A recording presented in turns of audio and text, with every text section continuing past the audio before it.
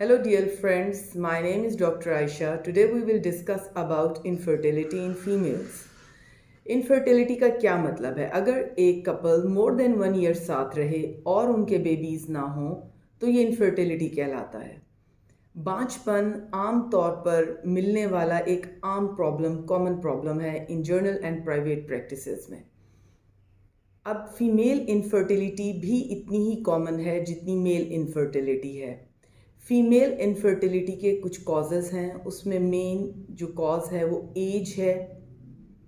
उसके बाद different disease हैं फीमेल्स की, जिसमें एंडोमेट्रियोसिस है, जिसमें पीसीओएस है, इरेगुलर साइकिल्स हैं, इरेगुलर पीरियड्स जिसमें मेनोरेजिया, हाइपोमेनोरिया दोनों शामिल हैं, हैबिट्स ऑफ स्मोकिंग हैं, अल्कोहल है, और मुख्तलिफ़ किस्म की बीमारियां जैसे कि मेडिकल डिजीज़ ऑल्सो इंक्लूडेड, जिसमें ट्यूबरक्लोसिस है, इवन इसमें ट्रॉमास शामिल हैं, इवन इसमें यूट्रस और ट्यूब्स ओवरीज़ की जो है शेप भी शामिल है कि अगर उसमें कोई एबनॉर्मेलिटीज़ है। ये सब कॉजेज़ हैं फ़ीमेल इनफर्टिलिटी के। फ़ीमेल इनफर्टिलिटी को किन टेस्ट के ज़रिए हम इवेलुएट कर सकते हैं? तो dear ladies, I want to tell you कि अगर आपके 1 ईयर बच्चे नहीं होते, आप फ़ौरन अपने कंसल्टेंट को, अपने गायनाकोलॉजिस्ट को रब्ता करें कि वो आपको इवेलुएट करे। अब टेस्ट मुख्तलिफ़ किस्म के हैं, उसमें हमारे हार्मोन एनालिसिस हैं, FSH, LH, प्रोजेस्ट्रॉन है 20 डे पर जाकर। उसके अलावा जो है अल्ट्रासाउंड्स हैं, पेल्विक अल्ट्रासाउंड्स हैं, ट्रांसवजाइनल अल्ट्रासाउंड्स हैं। If there any fibroids, endometriosis, PCOS तो उसका भी ट्रीटमेंट है, लेकिन उसके लिए इवैल्यूएशन ज़रूरी है। इसके अलावा हिस्टेरोसैल्पिंजोग्राफीज़ जो हैं ये भी हमारे यहाँ हो रही हैं कि हम देखें कि आया फैलोपियन ट्यूब्स बंद तो नहीं हैं, उनमें कोई प्रॉब्लम तो नहीं है।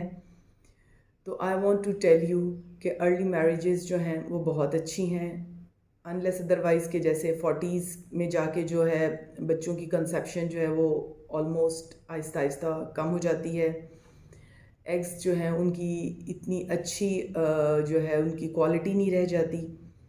तो डियर लेडीज़, ये सारे जो हैं फ़ीमेल इनफर्टिलिटी एक बहुत बड़ा एक इस वक्त प्रॉब्लम है, वर्ल्ड वाइड प्रॉब्लम है।